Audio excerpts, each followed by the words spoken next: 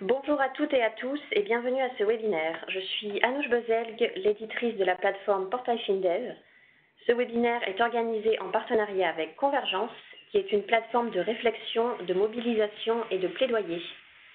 Chaque année en septembre, Convergence publie le baromètre de la microfinance, une publication qui a fêté cette année ses 10 ans. À cette occasion, nous ferons une rétrospective des 10 dernières années. Quelles sont les tendances qui ont émergé au cours de cette décennie? Donc, au sommaire de ce webinaire, nous présenterons dans un premier temps les chiffres de la microfinance dans le monde pour l'année écoulée. Puis nous ferons une rétrospective des tendances qui ont émergé ces 10 dernières années. Enfin, nous ferons un focus sur la microfinance et l'impact investing. Quels apports croisés? Ces 45 minutes de présentation seront suivies par 30 minutes de questions-réponses. Je vous rappelle que vous pouvez poser vos questions à tout moment. Il suffit de la poser dans le chat en cliquant sur All Participants et précisez bien à quel panéliste vous vous adressez. Pour ceux qui viennent de nous rejoindre, pour être sûr de bien entendre les panélistes, il faudra cliquer sur Communicate en haut de la fenêtre WebEx, puis Audio Connection et Connect Using Computer. Avec nous aujourd'hui, j'ai le plaisir d'accueillir Karine Valette, qui est responsable de la communication et des publications chez Convergence, René Schauberoff, la directrice générale de Paniga, et enfin Jürgen Hammer, directeur général de la SPTF Europe. Donc nous allons commencer avec Karine Valette.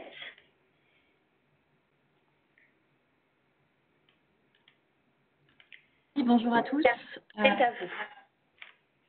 Bonjour à tous et merci beaucoup Anouche pour cette introduction. Donc dans le cadre de ce webinaire, effectivement en partenariat entre FinDev et Convergence, je vais vous présenter les chiffres clés de la microfinance dans le monde, leurs évolutions au cours des 10 dernières années, et je ferai un focus un petit peu plus spécifique sur les tendances observées ces dernières années, et en particulier les chiffres de l'année 2018, qui sont ceux qui sont sortis cette année dans le baromètre.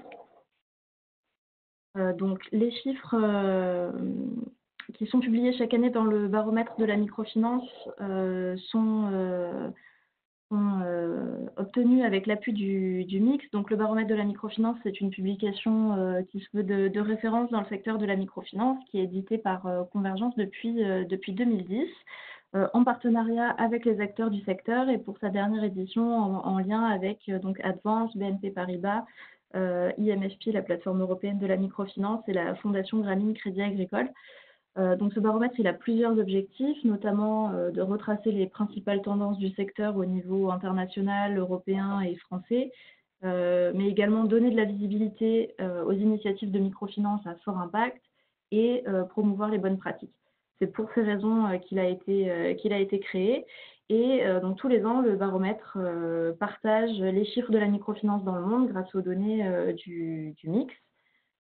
Et à l'occasion de sa 10e édition, ce qu'on a voulu faire, c'est de retracer les principales évolutions qui ont parcouru le secteur de la microfinance au cours de la décennie qui vient de s'écouler. Donc c'est des choses dont on discutera avec notamment René Schauberoff et Jürgen Hammer un petit peu plus tard. Moi, je vous propose dans un premier temps de regarder ensemble les chiffres de la microfinance dans le monde, avec peut-être une vision d'ensemble pour commencer, avec quelques considérations à l'échelle plutôt globale. Pour prendre peut-être un petit peu de recul sur la situation, on estime qu'en 2017, dans le monde, plus de 1,7 milliard de personnes étaient exclues du système bancaire traditionnel. Donc ça, ce sont les données de l'enquête Global Findex. Ça représente 31% de la population mondiale, avec bien sûr une légère surreprésentation de femmes par rapport aux hommes, de personnes issues de zones rurales, etc.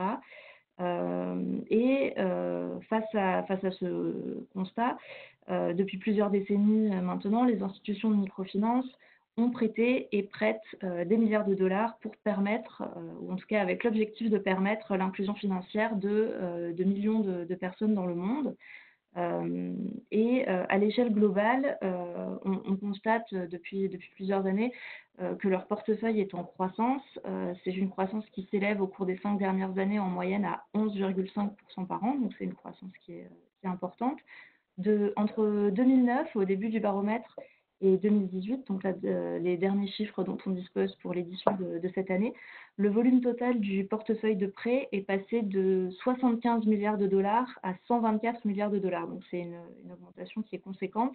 Et en 2018, sur la dernière année qui vient de s'écouler, l'augmentation du portefeuille était de l'ordre de 8,5%, donc ce qui est une croissance importante, mais un petit peu plus basse que la moyenne de ces 5 dernières années.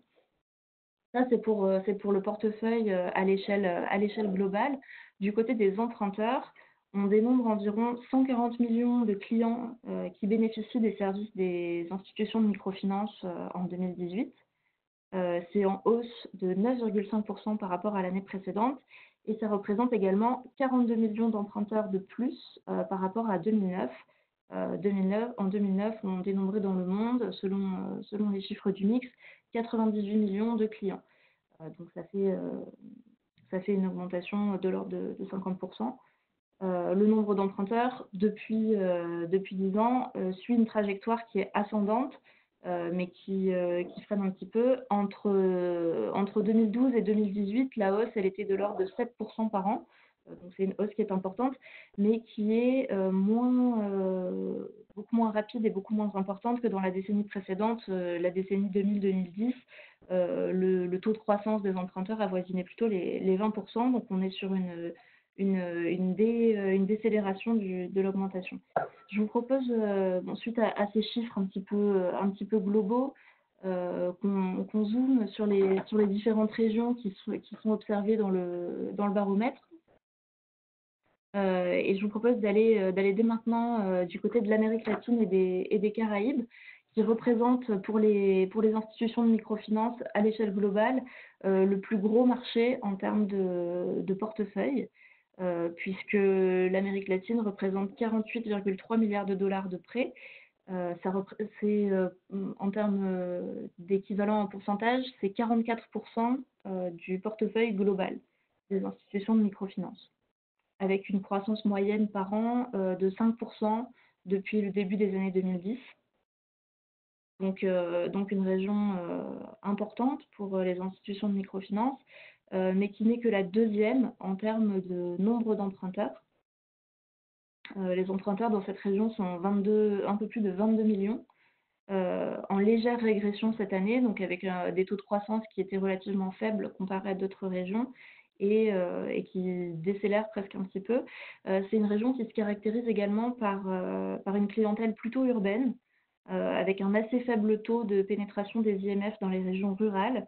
Et ça, c'est à souligner dans la mesure où, à l'échelle globale, c'est 60% des emprunteurs qui sont situés en zone rurale et uniquement 23% dans la région Amérique latine et Caraïbes, donc une structure de la démographie des emprunteurs qui est un petit peu différente. Deuxième région sur laquelle on peut s'attarder un petit peu, la région de l'Asie du Sud, qui recoupe donc un grand nombre de pays d'Asie et qui représente le plus gros marché en termes de nombre d'emprunteurs pour les IMF. Ils sont 85 millions, donc un nombre important. Si on ramène ça, par exemple, au nombre d'emprunteurs en Amérique latine, où ils ne sont que 22 millions, c'est une région dans laquelle le nombre d'emprunteurs croît plus vite que dans d'autres régions du monde, avec une croissance supérieure à 13% entre 2017 et 2018. Le poids de l'Asie du Sud dans le nombre d'emprunteurs globaux s'explique notamment parce que les 3 plus gros marchés mondiaux se trouvent dans cette région, l'Inde, le Bangladesh et le Vietnam. Et c'est une région qui se caractérise aussi par une très très forte proportion de femmes. Parmi les clients, près de 9 emprunteurs sur 10 sont en réalité des emprunteuses. Et ça structure un petit peu aussi la démographie des emprunteurs en Asie du Sud, qui sont également plus de 70% à être issus de zones rurales. Donc, on a un très grand nombre d'emprunteurs, un volume du portefeuille qui est un petit peu moins élevé qu'en Amérique latine, ce qui signifie aussi que le montant moyen des prêts qui sont alloués est moins élevé.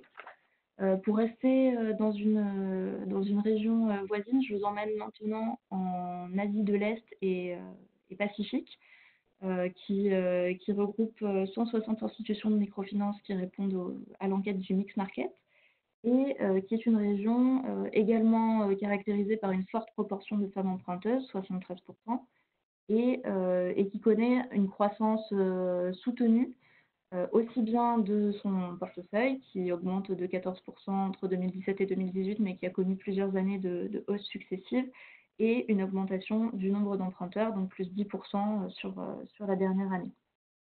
Depuis 2012, l'encours de cette région a augmenté de 16% en moyenne par an, donc c'est une croissance soutenue, accompagnée d'une croissance continue, mais un petit peu plus modérée, du nombre d'emprunteurs de l'ordre de 6% par an. Prochaine région que je souhaitais examiner avec vous aujourd'hui, l'Afrique, qui représente en 2018 8% du portefeuille mondial, avec un portefeuille qui s'élève à 10,3 milliards de dollars. L'Afrique représente 8% du portefeuille, mais uniquement 4% des emprunteurs, avec un peu plus de 6 millions de clients qui bénéficient des services des institutions de microfinance.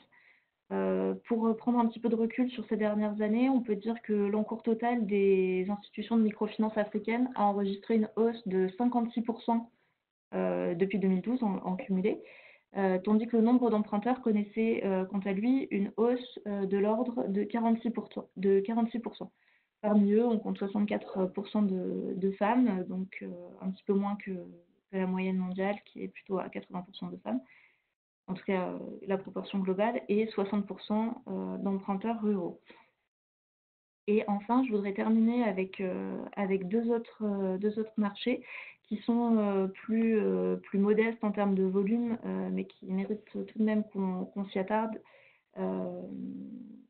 qui sont l'Afrique du Nord, le Moyen-Orient et l'Europe de l'Est, Asie centrale, qui sont des marchés dans lesquels la microfinance des pays et des régions dans lesquelles la microfinance occupe une place importante, même si à l'échelle globale, ça représente des marchés plus petits. Je m'attarde sur la région Moyen-Orient et Afrique du Nord dans un premier temps, puisqu'elle représente 1,5 milliard de dollars en termes de portefeuille de prêt, donc c'est 1% environ de l'encours total, donc c'est assez modeste à l'échelle globale, mais c'est un encours qui est en croissance de 11,4% sur la dernière année et qui connaît une croissance continue. Cette région compte 2,5 millions d'emprunteurs et d'emprunteuses, avec une proportion 40-60 entre hommes et femmes parmi les emprunteurs et les emprunteuses, et une proportion relativement faible comparée aux autres régions d'emprunteurs ruraux, un petit peu moins de 50%. Enfin, dernière région que je souhaitais aborder aujourd'hui, l'Europe de l'Est et l'Asie centrale, qui représente un portefeuille de prêt de 5,7 milliards de dollars et qui compte, comme la région MENA, 2,5 millions de clients. Cette région connaît donc une hausse du nombre de clients de l'ordre de 8,4%. Après plusieurs années de baisse, le portefeuille était déjà reparti lui aussi à la hausse, plus 6% en 2017. Et la croissance se poursuit en 2018, plus 13%. En revanche, c'est une région qui a connu quelques années de repli du portefeuille et du nombre de clients, qui repart un petit peu à la hausse, mais après quelques années de difficultés. Donc voilà un petit panorama global des chiffres de la microfinance dans le monde, par région, surtout sur l'année 2018, mais j'ai essayé en tout cas de donner un regard sur les évolutions au cours des dernières années et des années 2010 en particulier. C'est un panorama qui est non exhaustif sur la microfinance mondiale, qui est plutôt quantitatif. Sur la carte que vous pouvez voir actuellement, vous pouvez retrouver cet aperçu de façon un petit peu plus visuelle. Bien entendu, il s'agit de données brutes qui reflètent aussi la démographie des régions dans lesquelles les IMF sont actives. L'Inde, par exemple, est le plus gros marché mondial, mais c'est aussi un des pays les plus peuplés de la planète. En revanche, les pays d'Asie centrale représentent des marchés plus petits en termes de nombre d'emprunteurs, mais ce sont aussi des régions et des pays qui comptent une population plus faible et dans lequel le rôle des IMF est pourtant important à l'échelle d'un pays ou d'une région. Donc il faut garder en tête que ces données ne reflètent pas forcément le niveau de pénétration de la microfinance dans une région. Et enfin, le baromètre, et je vais laisser bientôt la parole à René Tchaoberov. Le baromètre, ce n'est pas uniquement des chiffres, c'est aussi des exemples concrets, des analyses de l'état du secteur, des analyses des tendances et des idées qui le traversent. Donc dans la 10e édition, on s'est attaché à revenir sur les événements, les défis et les débats qui ont traversé le secteur et qui ont défini les évolutions qu'il a rencontrées ces dernières années. Et donc, je vais laisser René revenir plutôt sur ces éléments et voilà, sur les grandes évolutions et tendances qui ont marqué les dernières années. Merci beaucoup. Merci Karine pour cette belle présentation. Donc, quelles sont les tendances qui ont émergé au cours des 10 dernières années? Donc, on va maintenant laisser la parole à René Tchaoberov de chez Pamiga. René, c'est à vous. Merci beaucoup. Donc, en effet, la microfinance est un secteur qui est arrivé à maturité. Donc, pour tout secteur arrivé à maturité, eh bien, il y a un certain nombre de défis auxquels elle doit faire face. Alors, je commence par à vous donner deux dates qui me paraissent assez significatives au cours des 10 dernières années et qui va structurer en gros les grandes tendances de ces 10 dernières années. 2006, c'est le prix Nobel de la paix qui a été attribué à Mohamed Younous. Et 2019, c'est-à-dire cette année, eh bien, le prix Nobel de l'économie a été attribué à Esther Duflo. Donc, la microfinance, avec Mohamed Younous, avait promis d'éradiquer la pauvreté. C'était vraiment la promesse de la microfinance à son émergence. Mais malheureusement, au travers de ces, on va dire, 20, 25, 30 années, eh bien, on va dire que la microfinance n'a pas nécessairement délivré sur ses promesses. Du moins, elle n'a pas réussi à le prouver de façon scientifique. Et donc, il y a un certain nombre de chercheurs d'universités américaines, dont bien sûr MIT d'Esther Duflo, mais Harvard avant elle, qui ont réalisé un certain nombre d'études d'impact en utilisant donc les méthodes de RCT et qui disent haut et fort, ce sont des études extrêmement coûteuses, mais qui disent haut et fort que l'impact de la microfinance sur la lutte contre la pauvreté n'est pas du tout prouvé durant toutes ces dernières années.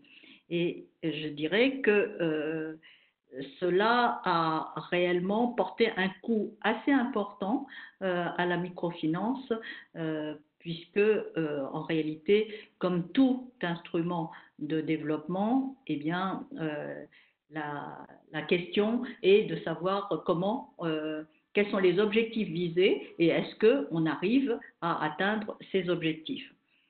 Je dirais que tout au contraire, la commercialisation de la microfinance a amené pendant peut-être plusieurs décennies, mais en tout cas la dernière, de nombreux IMF a visé des taux de croissance très élevés.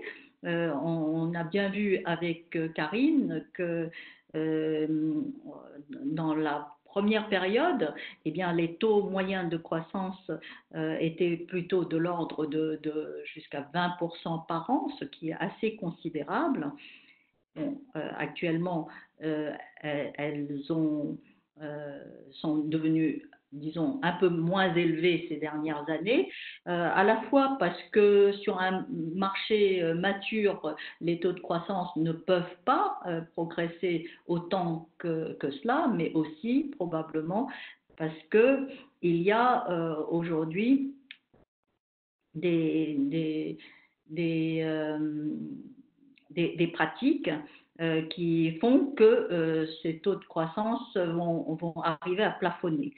Alors, parmi ces pratiques, c'est donc des méthodes de croissance assez agressives et qui ont contribué à la saturation des marchés, hein, saturation des marchés et surendettement des clients. Nous avons vu à l'occasion de différentes crises, hein, la crise de la microfinance en Inde, la crise de la microfinance au Maroc et plein d'autres crises encore, que en réalité, la plupart du temps, on arrivait à ce qu'un seul client pouvait se retrouver avec 4, 5, 6 crédits de différentes institutions de microfinance, ce qui évidemment pouvait contribuer, si l'on y prend garde, à un surendettement de ce client et aussi de la part des institutions de microfinance qui sont en concurrence, l'utilisation de méthodes de collecte de remboursement assez agressives qui ont amené un certain nombre de scandales tels que le secteur l'a connu. D'autres menaces pendant ces 10 dernières années sont arrivées un peu concomitamment, même si les liens ne sont pas totalement évidents. C'est d'une part une menace qui concerne la nécessité par les banques centrales et les autorités de tutelle de davantage surveiller le secteur du fait de nouveaux risques qui sont apparus dans la plupart des régions dont on parle, des risques de blanchiment d'argent, les risques de financement du terrorisme, et qui fait que les banques centrales doivent réellement accroître leur surveillance au niveau de l'ensemble du secteur financier, donc banques et institutions de microfinance. Et la caractéristique des institutions de microfinance étant plus décentralisées, eh bien, la nécessité de davantage surveiller les institutions de microfinance décentralisées, c'est évidemment de les pousser à se consolider de façon à avoir moins d'institutions à surveiller et peut-être des institutions de taille plus importante et aussi des institutions de microfinance avec une capacité plus importante pour faire face aux risques. Et donc, les banques centrales utilisent pour cela l'augmentation du capital social des institutions de microfinance pour arriver à cette consolidation. Dans la même période, il y a l'arrivée de nouveaux acteurs. Les nouveaux acteurs qui proviennent de la sphère de la technologie, hein, donc que ce soit les fintechs, que ce soit les telcos, que ce soit les banques d'une nouvelle génération. Ces nouveaux acteurs ont pour caractéristique d'être réellement des concurrents extrêmement dangereux pour le secteur de la microfinance classique, car ils offrent des produits, des services qui sont à la fois simples, rapides, confidentiels, donc discrets, et de ce fait extrêmement attractifs pour les clients. Et aujourd'hui, nous voyons déjà beaucoup de clients de la microfinance ont testé les produits et les services offerts par leur institution de microfinance classique et éventuellement changer de fournisseur de services financiers, ce qui est aujourd'hui bien sûr une très grosse menace pour les institutions de microfinance. Donc je dirais que les institutions de microfinance sont vraiment à la croisée des chemins. Elles doivent s'interroger sur comment, dans un contexte qui a beaucoup changé ces 10 dernières années, comment pouvoir continuer à mener leur mission. La première, c'est donc revenir aux fondamentaux. Mais revenir aux fondamentaux, c'est-à-dire redevenir, j'allais dire, plus vertueuse pour regagner la confiance des clients, puisque je crois que toutes les institutions de microfinance comprennent aujourd'hui que c'est la confiance de leurs clients qui est la valeur la plus sûre pour pouvoir leur permettre de pouvoir continuer à exister et pouvoir se développer de façon pérenne. Donc, regagner la confiance des clients est un aspect extrêmement important pour les institutions de microfinance. Pendant de nombreuses années, les institutions de microfinance ont travaillé, sinon en silo, du moins en mode de concurrence. Une chose qui apparaît de plus en plus aujourd'hui avec la transformation du secteur, c'est que dorénavant, il va falloir s'allier, il va falloir coopérer ensemble, il va falloir peut-être fusionner. Du moins, il faut pouvoir grandir pour pouvoir disposer de systèmes et de procédures plus solides, des produits plus diversifiés et de ce fait, pouvoir avoir un secteur qui soit consolidé et plus solide pour faire face à l'arrivée des nouveaux acteurs. Et enfin, elles doivent aussi se digitaliser pour réduire leurs coûts, pour pouvoir être plus efficaces, de façon à rester compétitifs ou l'être, si elles ne le sont pas trop aujourd'hui, et surtout pour mieux servir les clients demain.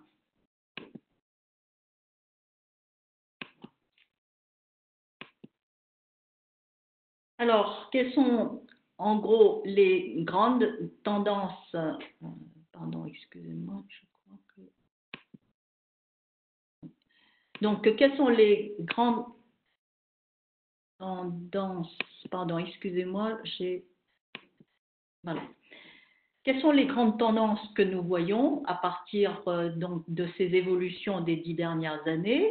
Je crois qu'il apparaît maintenant assez clair à tous que plutôt que de la microfinance en tant que telle, on est aujourd'hui plutôt dans une notion d'inclusion financière, c'est-à-dire donc quelque chose de plus large, avoir un scope élargi.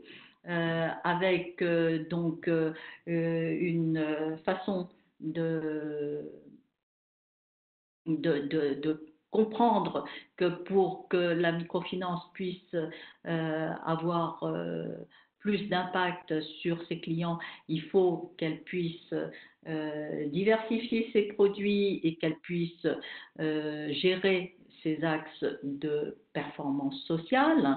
Je pense que lorsqu'on va aborder l'impact investing, eh bien, c'est bien évident que l'impact investing, c'est de pouvoir se rapprocher avec un certain nombre d'instruments des performances sociales et environnementales plus importants qui ne dépendent pas que de l'accès aux services financiers.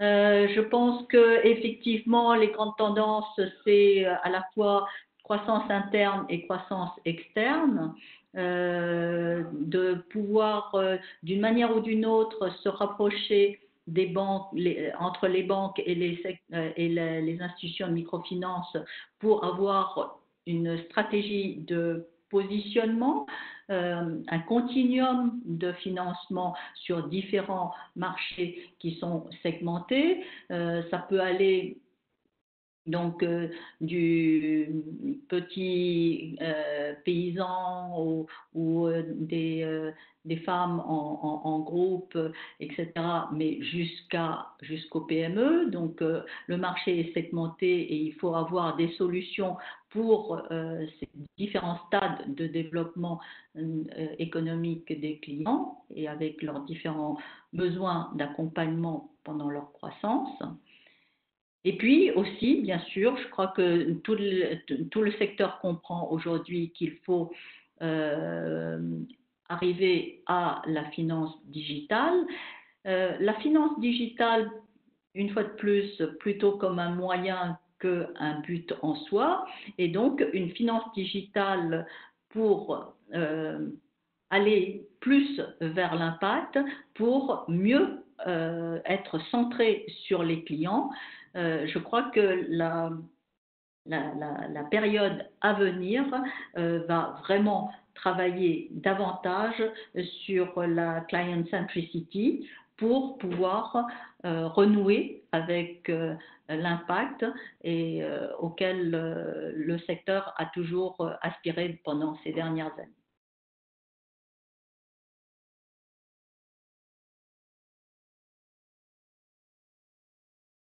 Merci. Merci beaucoup Renée pour cette présentation. Je rappelle aux participants que vous pouvez poser vos questions aux panélistes donc directement dans le chat en précisant bien à qui vous souhaitez adresser votre question. Donc maintenant nous allons passer à notre dernier panéliste avec Jürgen Hammer de chez SPTF. Jürgen, c'est à vous.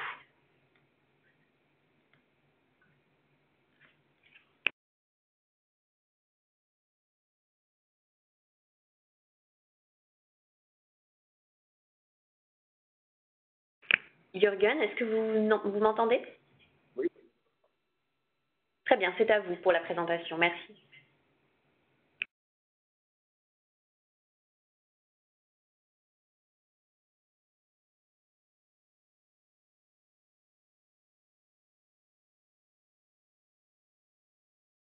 Jürgen, on ne vous entend pas.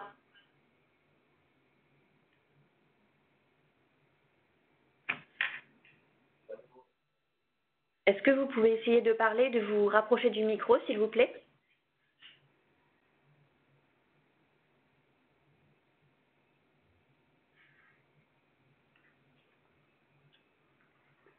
Allô, allô?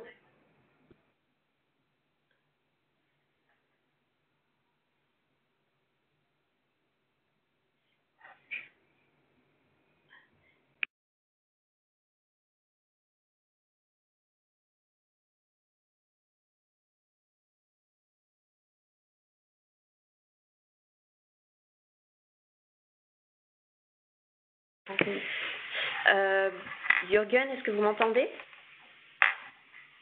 Non. Donc, nous allons tenter de reconnecter Jürgen Hammer. Dans l'intervalle, on peut passer à quelques minutes de QA. Donc, on a une question pour Karine.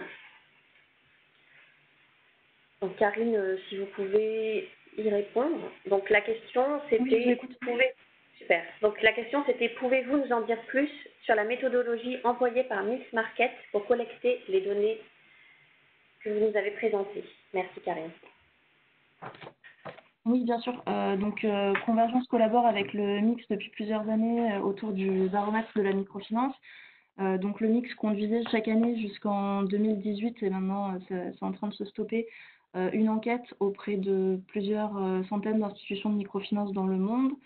Donc, pour l'année qui vient de s'écouler, c'est 916 institutions qui ont été interrogées. Donc, toutes les données qu'on présente se basent sur les réponses qui ont été faites au Mix par ces 916 institutions, donc qui reçoivent chacune un questionnaire tous les ans. Et ensuite, il y a aussi une extrapolation des données qui permet d'avoir une vision plus globale sur l'ensemble du secteur de la microfinance. Donc là, on utilise des chiffres 2018 et également des chiffres voilà, de 2017 qui ont été utilisés ensuite pour estimer sur 2018 avec en fonction des projections de croissance qui étaient estimées. Je ne sais pas si ça répond à votre question. Merci beaucoup, Karine. On avait une deuxième question pour vous. Est-ce que vous savez pourquoi il y a si peu d'emprunteurs dans les zones rurales en Amérique latine? Alors oui, effectivement, on a ce constat d'un bien plus faible nombre d'emprunteurs en Amérique latine, de l'ordre de 23% dans cette région-là, contre 60% à l'échelle globale, et avec des régions dans lesquelles les emprunteurs ruraux sont beaucoup plus présents, notamment en Asie de l'Est où ils sont 80%.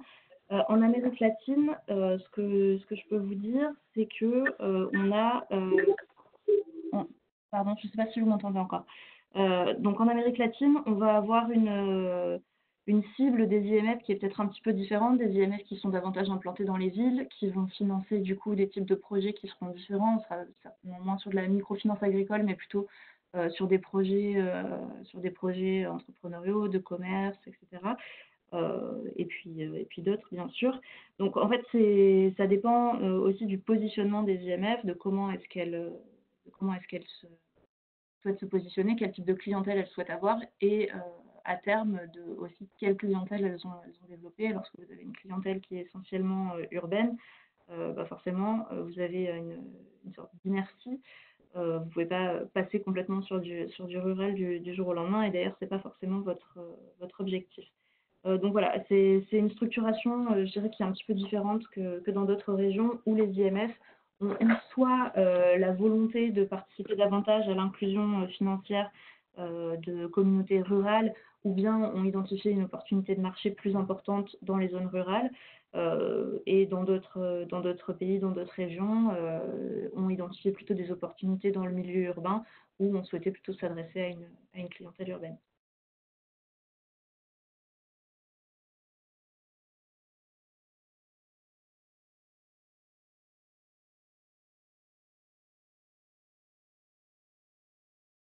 Alors, merci beaucoup, Karine. Je vous demande juste 2 minutes. On va essayer de reconnecter Jürgen Hammer. Merci pour votre patience.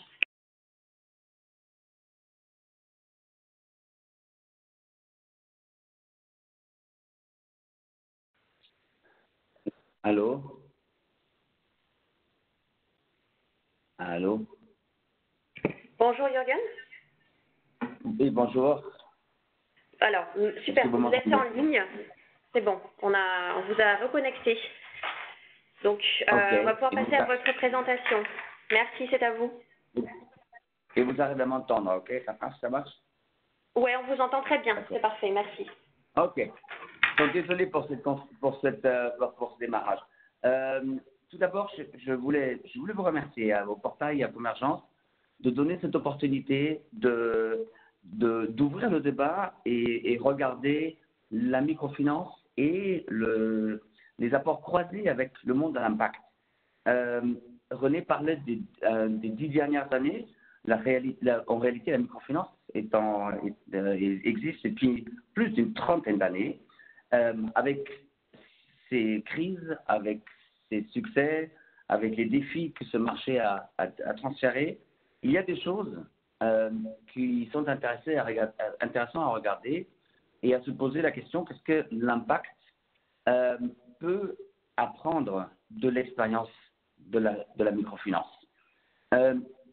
Peut-être pour moi, la révélation la plus importante de la microfinance était de montrer que financer le développement n'était pas obligatoirement un acte philanthropique, mais qu'il était possible, et en simplifiant, on peut dire oui, Yunus et autres, mais d'autres structures, bien sûr, ont montré qu'il était possible de combiner les concepts traditionnels capitalistiques, profitabilité, avec du développement social. Là-dessus, c'est ajouté effectivement la reconnaissance de cette révélation avec l'année UN de la microfinance en 2005, le prix Nobel l'avait mentionné en 2006, Et donc, la grande rupture, je dirais, avec l'avant, qui était l'accès d'une activité ou d'un objectif social, la microfinance, d'un accès de cet objectif, du financement de cet objectif au marché financier.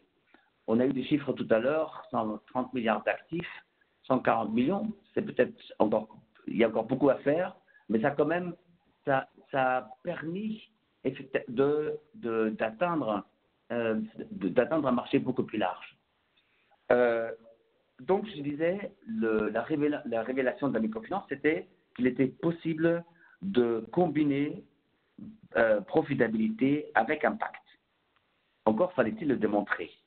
Parce que ce qui était assumé au début de la microfinance, très rapidement, les acteurs se sont rendus compte qu'il fallait, si c'était important, si cette promesse sociale d'avoir un impact sur la pauvreté était réelle, il fallait la démontrer. L'expérience de la microfinance, là aussi, est intéressante. Parce que dans les années 80-90, quand on s'est rendu compte qu'il fallait évaluer cette promesse, on n'avait pas d'outils à notre disposition. On n'était pas dans un monde comme le monde financier qui, à un moment, d'ailleurs aussi basé sur une crise, avait créé des standards de comptabilité, un langage, sur l'impact, sur la performance sociale, on n'avait pas ça. Donc chacun y allait de son côté. Et pour ceux qui ont été dans le marché déjà à cette époque-là, ils se rappellent de la confusion qui régnait parce que chaque investisseur, chaque institution de microfinance, chaque acteur définissait et évaluait et mesurait un peu à sa manière ce qu'il appelait l'impact ou la performance sociale ou cette promesse que la microfinance avait en dehors du fait qu'elle était viable. C'est dans ces années-là qu'avec la création de la SPTF, avec la création de Smart, on a commencé à organiser le marché de la microfinance pour une meilleure coordination et pour petit à petit arriver à une harmonisation, une standardisation de qu'est-ce qu'on appelait l'évaluation de cet impact ou de cette performance sociale que le marché promettait. Aujourd'hui, tout ça nous a permis d'aller aujourd'hui un pas même plus loin et de dire performance sociale, c'est pas seulement quelque chose qui vient en déduction de mon objectif ou de mes objectifs financiers, mais peut-être la performance sociale contribue, voire stabilise et à long terme permet de la performance financière, ce que j'appelle le business case de la performance sociale. Et on reviendra tout à l'heure quand on parle de ce que ça signifie pour le marché de l'impact. On l'a dit tout à l'heure déjà, cette microfinance initiale, qui était vraiment une niche dans le marché plus large de la finance, elle s'est ces dernières années progressivement élargie. À la petite entreprise, à la SMI, la technologie est arrivée, à d'autres services financiers, l'assurance, etc. Et aujourd'hui, quelque part, ce petit laboratoire de qu'est-ce que c'est une finance responsable, microfinance, ce laboratoire de niche, aujourd'hui parle et est regardé par une finance plus large. Le fait que la SPTF aujourd'hui a ouvert une présence au Luxembourg représente ça aussi un peu. Le marché financier aujourd'hui, qui est appelé à être plus responsable, regarde ce qui a été défini comme étant de la finance responsable dans la microfinance. Maintenant, qu'est-ce que ça veut dire pour la question de l'impact? Ce que je voudrais dire quelque part au début, et on l'a déjà quelque part dit plusieurs fois au début de ce webinaire, la microfinance, c'est de l'impact investment. Donc, la microfinance fait clairement partie de cet univers plus large de l'impact investment. Il s'agit, et ça c'est une erreur sur ma slide, en réalité c'est un marché d'à peu près 500 milliards d'actifs sous gestion. Ce chiffre de 220, c'est en fin de compte le sous-groupe des actifs qui sont regroupés dans le GIN, le Global Impact Investment Network. Donc ne prenez pas ce chiffre, c'est à peu près 500 milliards d'actifs. Pourquoi aujourd'hui c'est important de regarder plus large? C'est la plupart des investisseurs et des fonds ont diversifié aujourd'hui leurs activités au-delà du service financier pur pour d'autres secteurs à impact, eau, énergie, éducation, etc. Ils sont confrontés de nouveau à une nécessité de démonstration sur cette question d'impact qu'ils promettent. Et quelque part, aujourd'hui, quand on regarde l'univers de l'impact, on retrouve beaucoup cette confusion que la microfinance a connue il y a 10 ans, 15 ans. C'est-à-dire qu'il y a une multiplicité de méthodologies, d'outils différents, de définitions différentes. Je prends un seul exemple, toute la finance verte. Aujourd'hui, on n'a pas une définition de ce que c'est la finance verte, alors que ce sont des montants colossaux qui sont investis. Toutes ces questions-là sont des questions que la microfinance, à laquelle la microfinance était déjà confrontée, et qui a permis aujourd'hui à la microfinance d'être je dirais quelque part celui qui a ouvert les portes quelque part à une définition plus large de qu'est-ce que c'est les stakeholders, pour qui cette industrie est là. Elle est là pour les actionnaires, oui, mais aussi pour les clients, pour le staff, ce que j'appelais la vision élargie du stakeholder.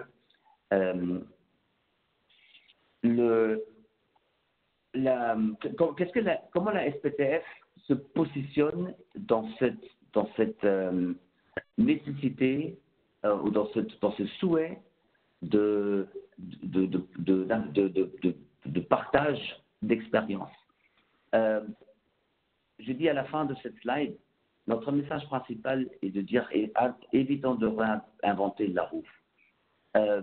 Beaucoup de questions que se pose l'impact aujourd'hui sont des questions qu'on a déjà traitées ou dans lesquelles la microfinance est un exemple de marché qui s'organise, dont les acteurs, de manière volontaire, se sont mis ensemble pour définir les concepts, développer des outils, développer une vraie transparence, c'est-à-dire aussi une harmonisation sur les définitions, etc.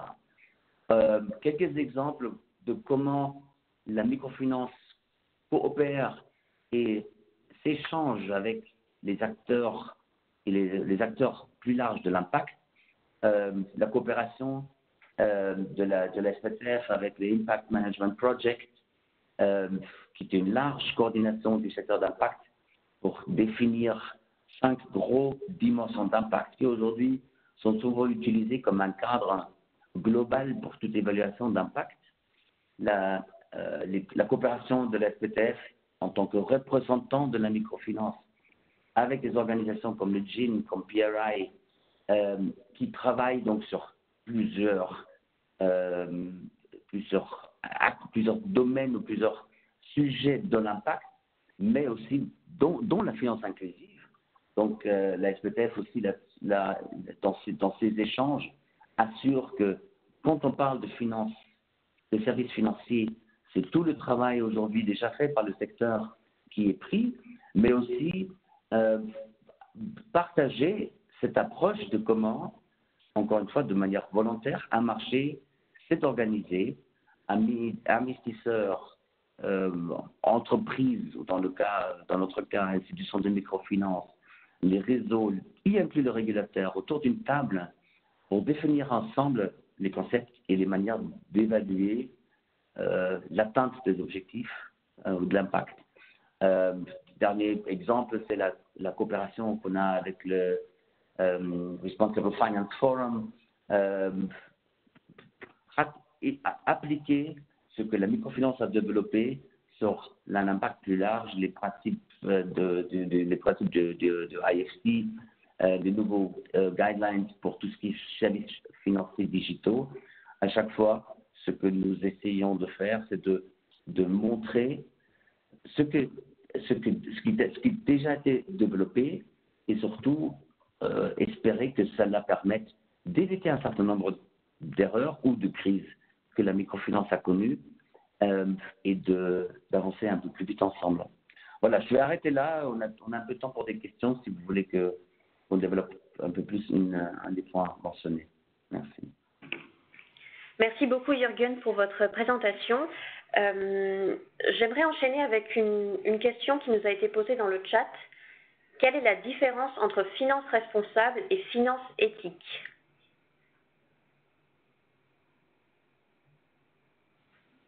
Je ne suis pas certain s'il y en a forcément une. Je dirais la finance éthique définit un certain nombre de critères de bonnes pratiques. Pour moi, ces deux terminologies, justement, ça fait partie de toutes ces questions-là de terminologie. Pour moi, c'est globalement la même chose. Très bien, merci Jürgen. Alors, juste un petit rappel, vous pouvez poser vos questions dans le chat en précisant bien à quel panéliste vous vous adressez. Maintenant, je voudrais m'adresser à René Schauberhoff. Donc, une question qui nous a été posée pour vous. À vous entendre, les IMF ne résolvent pas le problème de la pauvreté des populations pauvres. Qu'est-ce que les IMF doivent corriger pour atteindre ces objectifs? Oui, merci beaucoup pour cette question. Donc, écoutez, je pense que la pauvreté, c'est un phénomène complexe. La pauvreté ne peut pas se résumer en un manque d'argent. Donc, ce serait vraiment trop simple de penser que la pauvreté, c'est un manque d'argent et donc si on apporte de l'argent, donc un crédit, eh bien, on résout la pauvreté. Non, je crois que nous savons tous maintenant que la pauvreté est un phénomène complexe et c'est pour ça que nous avons dit que la microfinance seule ne peut pas vaincre la pauvreté. Et donc, pour pouvoir vaincre la pauvreté, bon, chaque contexte, chaque région a différents obstacles ou racines de la pauvreté. Donc, il ne s'agit pas de généraliser dans le monde entier, mais nous savons que pour pouvoir vaincre la pauvreté, selon leur origine et leur cause dans différentes régions, dans différentes cultures, dans différents contextes, eh bien, il faut à la fois, je dirais, travailler ensemble, différents types d'acteurs. C'est pour ça que je pense que la coopération entre les acteurs est quelque chose d'absolument nécessaire. Donc, la microfinance seule ne peut pas y arriver, elle doit collaborer avec d'autres acteurs et il faut aussi, le microcrédit seul ne peut pas résoudre le problème, même microcrédit, micro-épargne et micro-assurance seul ne peut pas y arriver, il faut aussi d'autres produits complémentaires et c'est pour ça que dans le secteur, ces dernières années, vous voyez émerger des crédits qui visent l'accès à l'énergie renouvelable, des crédits qui visent l'agriculture, des crédits qui visent l'accès à l'eau, et même progressivement maintenant des crédits qui visent l'éducation, l'accès à l'éducation, l'accès à la santé.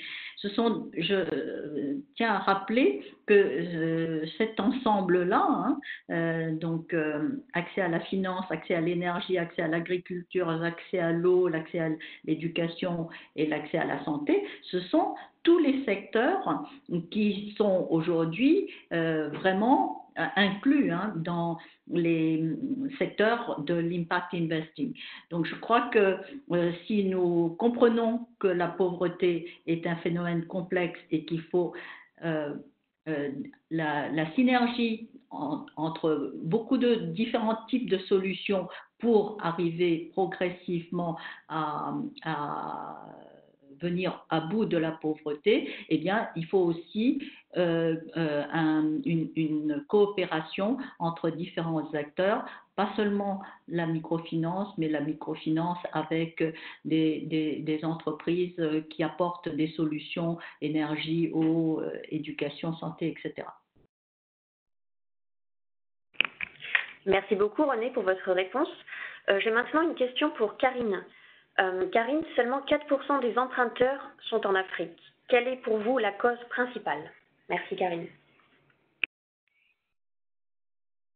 Oui, alors effectivement, enfin, nous, c'est sur les différents baromètres de ces dernières années, on constate effectivement que la région Afrique n'est pas parmi les plus grosses régions, ni en termes de portefeuille de prêt global, ni en termes de nombre d'emprunteurs qui sont généralement les plus nombreux en Asie du Sud-Est et le portefeuille le plus élevé plutôt en Amérique latine, comme je le disais. Quelques éléments à considérer. Tout d'abord, quand on parle de région Afrique, avec les chiffres du mix et dans le baromètre, on s'intéresse uniquement à l'Afrique subsaharienne. La partie Afrique du Nord est comprise dans la partie Moyen-Orient, donc c'est un élément à prendre en compte. Ensuite, et j'avais également vu une question sur le chat sur pourquoi si peu d'IMF africaines dans le nombre d'IMF interrogés. Il faut prendre en compte que le mix essaye, dans ses calculs, se base sur les données qui sont fournies par des prestataires de services financiers du réseau mix, que le mix met tout en œuvre pour obtenir auprès des principaux acteurs de chaque marché des données, mais il n'y a pas une collecte sur l'intégralité des acteurs de chaque pays. Donc ça c'est aussi à prendre en compte. Et le nombre de retours par pays est ensuite un petit peu extrapolé en fonction du nombre d'IMF qui est connu. Alors après, pourquoi si peu d'emprunteurs en Afrique à l'échelle globale? Je pense que peut-être René ou Jürgen auront peut-être des éléments de réponse que j'ai moins. Je pense pour différentes raisons. Des raisons aussi peut-être de maturité des marchés, des raisons liées à la taille potentielle des marchés, à la capacité des emprunteurs à emprunter, rembourser, etc. Je dois vous dire que effectivement, à mon échelle, je n'ai pas forcément une explication univoque à vous apporter. Il y a certainement de multiples facteurs.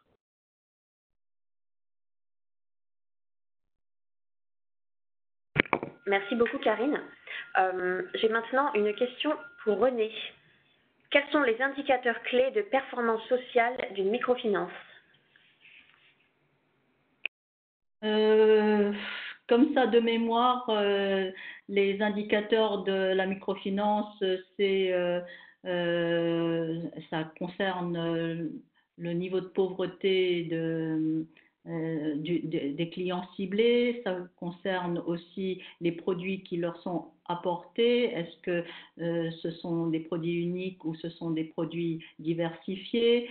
Il s'agit aussi de services financiers et services non financiers. Est-ce que les institutions de microfinance apportent des services non financiers, donc d'accompagnement des institutions de microfinance? Il y a tout ce qui concerne les pratiques concernant aussi bien les clients et leur communauté, donc une façon de s'intégrer dans la communauté et de faire en sorte que la microfinance soit appropriée par les communautés. Voilà, en gros, il y a, si ma mémoire est bonne, 5 à 6 grandes catégories d'indicateurs qui sont regroupés et qui, ensemble, permettent d'évaluer la performance sociale des institutions de microfinance. Il y a aujourd'hui développé un outil qui est maintenant une référence, qui est SPI 4, outil qui a été développé au départ par Cerise et qui s'est progressivement harmonisé dans le cadre de la concertation avec SPTF et Smart Campaign, et qui aujourd'hui est un outil de référence pour appliquer un standard universel de mesure de la performance sociale et environnementale. Et donc, voilà, je pense que aujourd'hui, nous travaillons tous en matière de microfinance en essayant d'utiliser donc SPI 4 pour mesurer la performance sociale. Je vois que il y a un site auquel vous pouvez faire appel, qui est le site de Cerise, SPI 4, auquel vous pouvez accéder de façon gratuite à l'ensemble de l'outil que vous pouvez utiliser, ou vous pouvez aussi faire appel à des formateurs certifiés qui peuvent des personnes qui ont été certifiées en utilisation de SPI 4 pour pouvoir évaluer vos institutions de microfinance, et plus encore que évaluer les indicateurs de performance. Je crois que ce qui est important, c'est de pouvoir à partir de là construire un outil de gestion des performances sociales, et qui permet à l'institution de microfinance de pouvoir suivre ses progressions vers une meilleure performance sociale. Voilà, je crois que c'est un outil qui accompagne toute institution de microfinance qui veulent devenir plus performante socialement et environnementalement, de pouvoir élaborer un plan d'action qui lui permette de mettre ses objectifs en accord avec ses processus et ses pratiques. Merci beaucoup, Renée. La prochaine question s'adresse à Jürgen Hammer. Pourquoi les bailleurs aiment plus appuyer les grosses institutions qui se bancarisent plutôt qu'appuyer les petites IMF qui ciblent la population à la base, mais qui sont parfois difficiles à rentabiliser? Jürgen, c'est à vous. Mais, ouais, vous m'entendez? Ça marche maintenant? Oui, c'est bon, vous entendez. Ok. Bon, une partie de la réponse, vous l'avez déjà introduit dans la question, parce qu'ils peuvent paraître plus difficiles à rentabiliser. Pourquoi les bailleurs vont vers des organisations plus grosses? Parce qu'ils attendent plus d'efficacité, plus d'économie d'échelle, parce que de travailler avec des clients plus gros, je dirais faire un prêt de 50 € ou un prêt de 500 ou de 5000, le travail est à peu près le même, sauf que la base de calcul d'une rentabilité, d'un intérêt, elle se réduit évidemment par rapport à des petits prêts. Ceci dit, et d'ailleurs on a vu malheureusement aussi beaucoup de comportements, de troupeaux, je dirais, dans l'approche des bailleurs de la microfinance, c'est-à-dire à partir du moment où quelques bailleurs sont dans un marché, sont sur une organisation, tous les autres viennent aussi parce qu'ils ont l'impression que ça c'est un marché qui est stable, ou ça c'est une institution qui attire de l'argent. Donc on cherche un peu on prend la facilité. Les crises qu'on a vues, et Renaud en a parlé, les crises qu'on a vues en microfinance dans les années 2008, 9, 10 et par la suite, ont montré que c'était une approche très dangereuse. Que ce soit la Bosnie, la Bolivie, le Maroc, certains États de l'Inde, à chaque fois, on a eu, entre autres, ce n'était pas les seuls facteurs de crise, mais on a eu un engouement, une concentration de fonds qui allaient dans ces pays-là parce que le Maroc était considéré à l'époque comme étant le marché le plus développé de la microfinance. Et tout le monde finançait le Maroc. À un point que les institutions abandonnaient l'approche prudente de projets qu'ils choisissaient. Et je vais prendre un autre contre-exemple, après j'arrête. C'était le cas d'étude de l'Azerbaïdjan.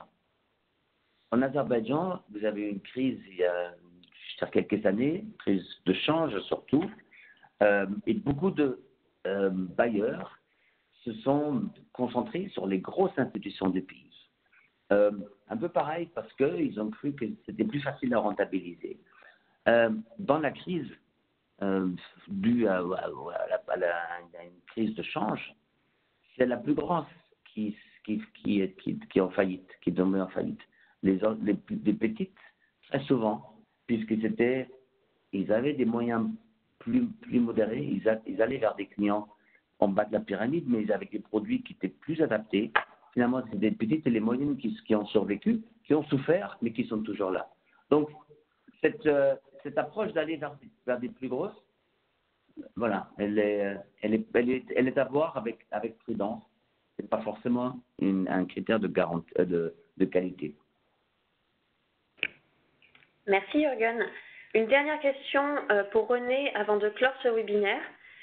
René Chaouberov, quelle stratégie faut-il adopter pour l'inclusion financière en milieu rural? C'est à vous.